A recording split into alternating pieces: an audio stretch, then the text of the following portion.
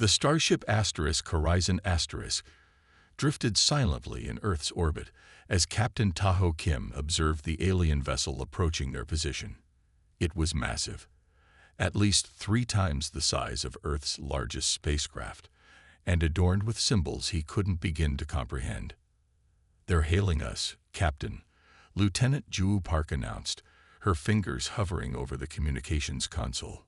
"Open the channel," Taho ordered, straightening his uniform. The holographic display flickered to life, revealing a tall, blue-skinned being with 4 eyes arranged in a diamond pattern. "I am High Emissary Vex of the Galactic Council. We come in peace and wish to welcome humanity to the greater community of sentient species." Taho's heart raced, but he kept his face calm. This moment would change human history forever. "On behalf of Earth, we welcome you. I am Captain Taho Kim of the United Earth Fleet." The meeting lasted only 30 minutes, but its impact spread across Earth like wildfire. News channels broadcast the footage continuously. The alien ship had requested permission to send a diplomatic team to Earth, and the world leaders had quickly agreed. 3 days later, a smaller vessel landed in an open field outside Seoul. Crowds gathered behind security barriers, straining to catch a glimpse of the visitors. The ship's door opened with a soft hiss, revealing 5 aliens of different species. The blue-skinned Vex led them, followed by beings that looked like walking plants, scaled humanoids, and creatures that seemed made of living crystal. President Han stood at the front of the welcoming committee, flanked by world leaders who had rushed to Korea for this historic event. "Welcome to Earth," she said, her voice steady despite her nerves. Within weeks, the Galactic Council established an embassy in Seoul. Ambassador Nima, a tall being with silver skin that reflected light like a mirror, became the public face of the aliens. He was charming and patient, explaining the Council's structure and history to eager humans. "The Council oversees 3,000 star systems," he told the packed United Nations Assembly.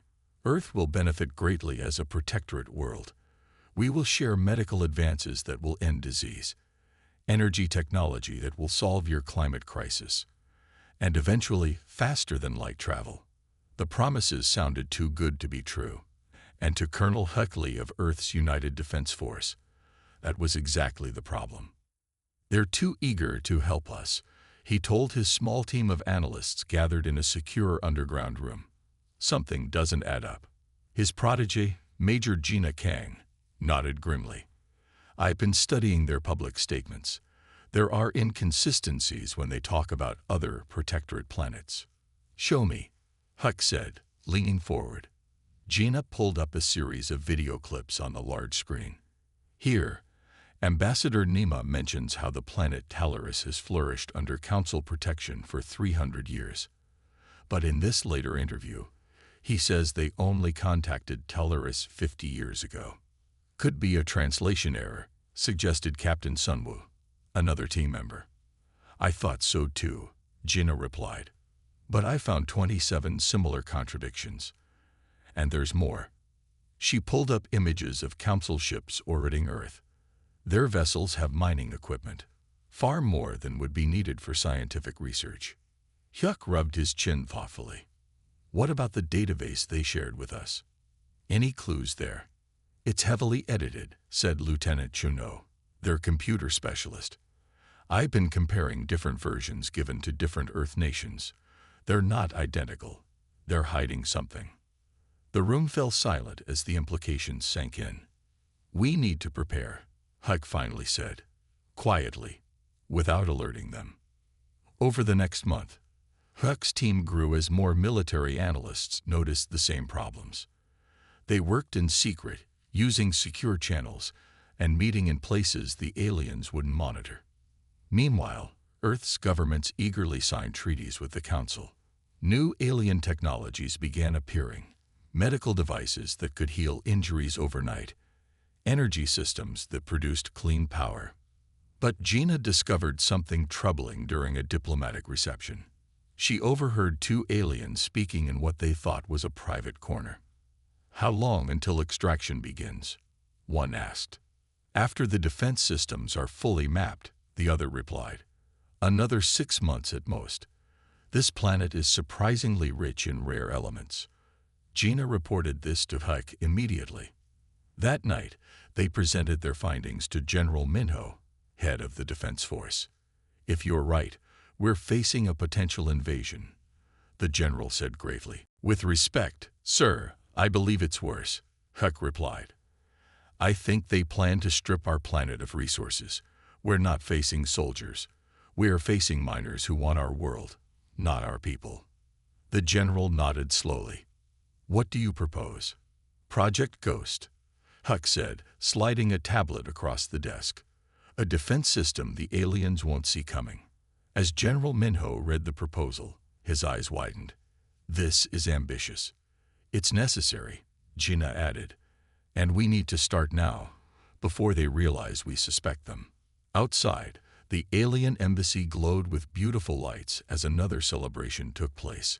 Inside, plans were being made that would determine if humanity had a future among the stars, or if Earth would become just another depleted world in the Council's long history of conquest. 6 months after first contact, Major Gina Kang ran through the underground military complex. Her heart pounded as she clutched a data tablet containing information that would change everything. Guards stepped aside as she approached Colonel Huckley's office. Without knocking, she burst through the door. "Sir, I've decrypted their internal communications," she said, her face pale and breathing heavy. "They're planning to strip mine Earth. The protectorate status is just their standard procedure before resource extraction." Huck stood up from his desk immediately. "Show me." Gina placed the tablet down. On it were alien text and its translation. The messages were clear. Earth had been marked for complete resource extraction. The aliens planned to remove most of the planet's valuable minerals, leaving it barely habitable. Humans would be relocated to labor camps on other worlds. "How sure are you of this translation?" Huck asked, his voice steady despite the shocking news. 100%, Gina replied. "I cross-referenced with the language database they provided. These are messages between Ambassador Nema and the Council homeworld." Huck picked up his secure phone. "I'm calling an emergency meeting with President Ryu. We're activating the first phase of Ghost Protocol." Within 3 hours, Earth's United Council gathered in a secured bunker deep beneath Seoul. Military leaders, scientists, and government officials listened in stunned silence as Gina presented her findings. "This proves what we've suspected," she concluded. "The Galactic Council isn't here to welcome us. They're here to take everything we have." President Suman Ryu, a normally calm woman in her 60s, couldn't hide her anger. "Bring Ambassador Nema here. Now." 2 hours later, the silver-skinned alien stood before the council. He seemed confused by the urgent summons. "Is there a problem, President Ryu?" Nema asked with his usual smooth voice. Ryu nodded to Gina, who projected the decrypted messages onto the large screen. "Would you care to explain this, Ambassador?" Ryu asked coldly. The change in Nema was instant and chilling. His friendly demeanor vanished. His silver skin darkened to a metallic gray, and his eyes narrowed. "Your species is remarkably persistent," Nema said coldly. "Most planets accept their fate with more dignity." "So it's true," General Minho said, standing up from his chair. "You plan to strip our planet and enslave our people all along." "Enslave is such an ugly word," Nema replied. "We prefer resource management. Your species would have been relocated to appropriate facilities. Many would have survived." The room erupted in angry shouts. President Ryu raised her hand for silence. "Ambassador Nema, you and your staff will leave Earth immediately. All agreements between Earth and the Galactic Council are hereby terminated." Nema laughed, a sound like metal scraping on stone. "You don't understand your situation. This is not a negotiation. We don't need your permission to take what we want." "We will defend ourselves," Ryu stated firmly. "With what?" Nema asked, looking around the room with amusement. "Your primitive weapons, your handful of space vessels. The Council has conquered worlds far more advanced than yours. You should leave now, Huck said, stepping forward, while you still can. Nema stared at the colonel for a long moment, then turned and walked out without another word. He'll report back to the Council, Jinnah said. We need to prepare for their response. How much time do we have? President Ryu asked. Admiral Minja Choi, head of Earth's Space Forces, consulted his tablet. Based on their ship movements, 3 days at most before their fleet arrives. Then we have 3 days to finish Ghost Protocol preparations, Ryu said firmly. Admiral, Colonel, how ready are we? The Ghost Fleet is at 92% operational capacity, Admiral Choi replied. We can have them at 100% in 48 hours. 3 days later, Earth's long-range sensors detected a massive fleet entering the solar system. The ships were bigger than anything humans had built, bristling with weapons. Admiral Choi stood before the emergency session of Earth's United Council, his face grim. They've deployed 50 warships, each capable of devastating an entire continent. They're demanding our surrender within 24 hours. On screens around the world, people watched in fear as alien ships appeared in the sky, visible even in daylight as dark shapes moving across the blue. Then a message came from the fleet. It was Naima, now wearing military armor instead of his diplomatic robes. People of Earth, you have 24 hours to surrender control of your planet to the Galactic Council. If you comply, many of your people will be spared. If you resist, we will destroy your military capabilities and take what we want anyway. The message ended. Silence fell across the planet. In the underground command center, President Ryu looked at the faces around her. Generals, admirals, scientists, all waiting for her decision. But it had been made long ago. She walked to the global broadcast system and straightened her jacket. The red light came on, indicating she was now addressing the entire planet. To the people of Earth, we will not surrender. For years, we have prepared for this possibility. Today, we activate Ghost Protocol. As she spoke, deep underground bases around the world powered up. Hidden shipyards on the far side of the moon opened their massive doors. And in secret orbital stations, weapons unlike anything the aliens had ever seen came online. Earth was ready to fight back. The Council fleet moved into position above Earth. Their massive ships darkened the skies over major cities. On the command ship, Fleet Commander Zor watched the blue planet with cold eyes. Begin the first strike, he ordered. Target their military bases. Show them the cost of defiance. Powerful energy beams shot down from 50 warships. They hit military bases across Earth with perfect accuracy. Explosions lit up the night side of the planet. Zor watched with satisfaction as fireballs rose from strike points in North America, Asia, and Europe. Damage report, he commanded. His sensor officer looked confused. Sir, something is wrong. Our sensors show complete destruction of targets, but there are no energy signatures consistent with military equipment being destroyed. Explain, Zor demanded. It's as if we hit empty buildings. On his view screen, Zor watched as the smoke cleared from one bombing site. Where a military base should have been reduced to rubble, the buildings were indeed gone, but they flickered slightly before disappearing completely. Holograms, Zor whispered in disbelief. Computer, scan the planet for actual military installations. No significant military installations detected, the computer replied. Zor slammed his fist on the console. What is this trickery? Where are their defense installations? Where is their fleet? His question was answered moments later when the first human vessels emerged from hidden bases on the far side of Earth's moon. They were sleek, black ships that seemed to absorb light rather than reflect it. Unlike the bulky Council vessels, these ships were smaller, faster, and almost impossible to see on sensors. New contacts, shouted the sensor officer. 50. No, 70 small vessels approaching from lunar orbit. Impossible, Zor said. Our scans showed no shipyards on their moon. They don't appear on standard scans, sir. They're absorbing our sensor pulses instead of reflecting them. Zor recovered quickly from his surprise. These primitives had been cleverer than expected, but they were still no match for Council weaponry. "Target those vessels," he ordered. Weapons officers worked frantically at their stations. "Sir, targeting computers cannot establish a lock," one reported with growing panic. "The human ships are fluctuating somehow." On board the EDS Spectre Captain Daehyun Yoon sat calmly at the helm. The flagship of Earth's secret Ghost Fleet was the culmination of 6 years of hidden development. Technology reverse-engineered from studying the Council's own ships and then improved upon. "All Ghost Fleet vessels report ready, Captain," said his first officer, Commander Subin. Daehyun nodded.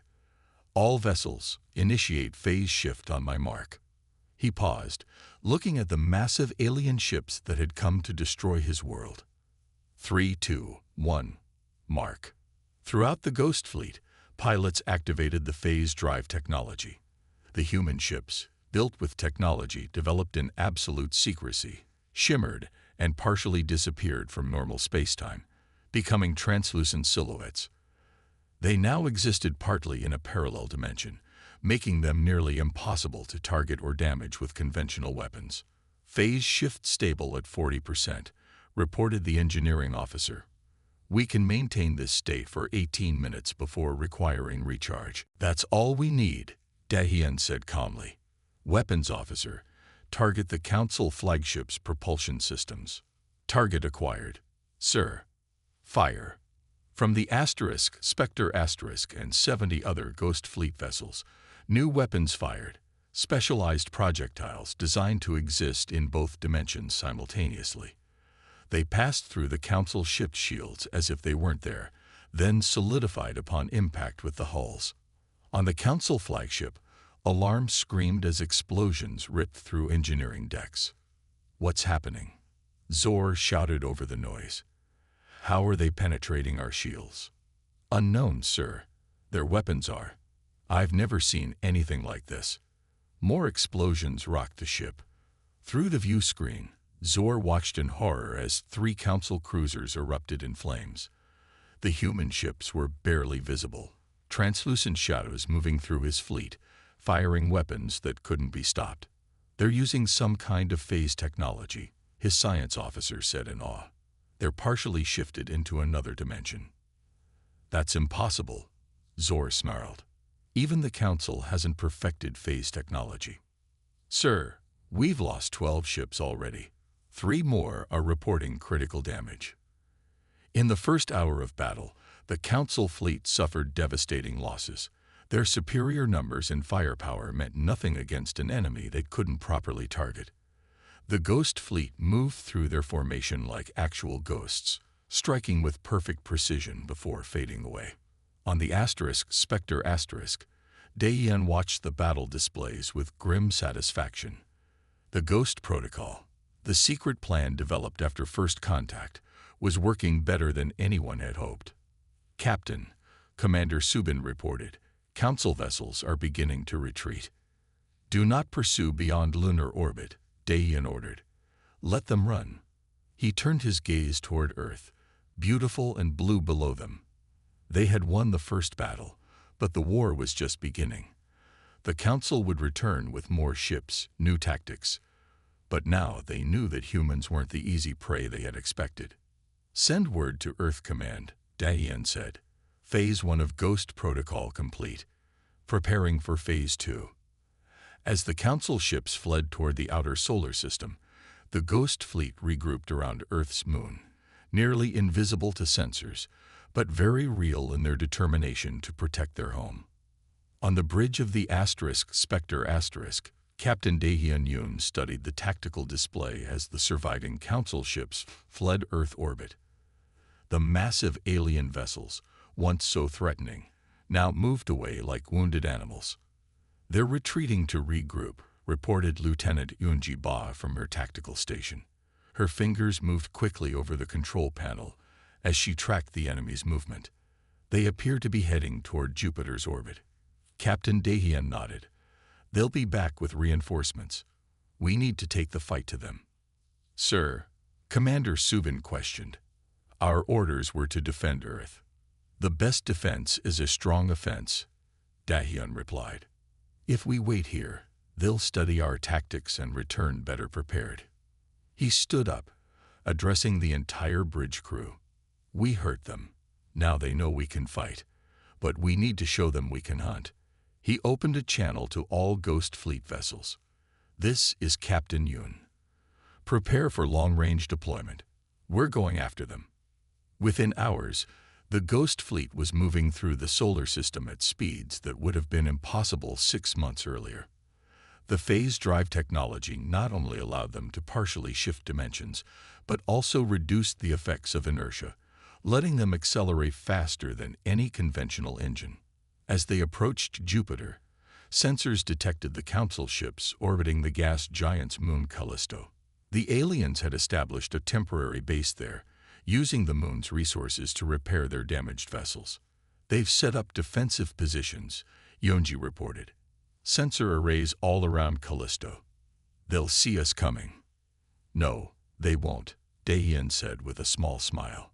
All ships, prepare for deep phase. The Ghost Fleet had never attempted a deep phase shift in combat before. In training, they had managed to shift to 60% phase state, making them almost completely invisible. Beyond that point, ships risked drifting permanently into another dimension. Engineering reports ready for deep phase, Captain Subin said. 65% is the maximum safe level. We'll go to 63, Dahyun decided. Hold until we're inside their formation. The Ghost Fleet activated their phase drives simultaneously. The ships shimmered and faded until they were barely visible streaks against the stars. At this phase level, they could pass through solid matter if necessary. They moved silently through the Council's sensor net. The alien technology, designed to detect ships in normal space, registered nothing as Earth's vessels slipped past their defenses. The Ghost Fleet positioned themselves strategically within the enemy formation, each human ship targeting a specific Council vessel. All ships in position, Yonji confirmed. Return to standard phase on my mark, Dahyun ordered. Weapons hot, target engines, and weapon systems only. 3, 2, 1, mark. Throughout the Callisto orbit, human ships suddenly appeared in the midst of the Council fleet. Before the aliens could react, the Ghost Fleet opened fire. The Council ships, caught completely by surprise, had no time to raise shields. Precision weapons fire disabled engines, weapon systems, and communications arrays. Within minutes, half the remaining Council fleet was dead in space. Council Admiral Vex watched in horror as human ships appeared and disappeared throughout his fleet, striking with surgical precision before fading from sensors again. How are they doing this? He demanded. The humans have mastered phase technology, his science officer replied, voice shaking. They're shifting between dimensions at will. That's impossible. Even our best scientists haven't perfected that technology. The humans did, came the simple reply. As the battle around Callisto ended, news of Earth's victory spread across the galaxy through Council communication channels. On dozens of worlds under Council control, subject species watched with growing hope as reports came in. Earth was fighting back and winning. On the Council homeworld, emergency meetings were called as leaders tried to understand how a supposedly primitive species had developed technology that surpassed their own. The humans have developed phase technology independently, reported Science Officer Xen to the Council's High Command. Their implementation is crude but effective. They can partially shift between dimensions for short periods. How is this possible? Demanded High Commander Zek. We've been researching phase technology for centuries. They approached it differently, Sen explained. Our scientists tried to move entire ships into another dimension. The humans only shift partially, existing in both dimensions simultaneously. It's less stable but more practical for combat. Back on Earth, Admiral Junho Shin coordinated the fleet from the underground command center. The Ghost Fleet's success had exceeded all expectations, but he knew the Council would not give up easily. A communication officer rushed to his side. "Admiral, we're receiving transmissions, but not from the Council." "Who then?" "Unknown species, sir. Multiple signals from different star systems." Chunho moved to the communication station as the officer opened the first channel.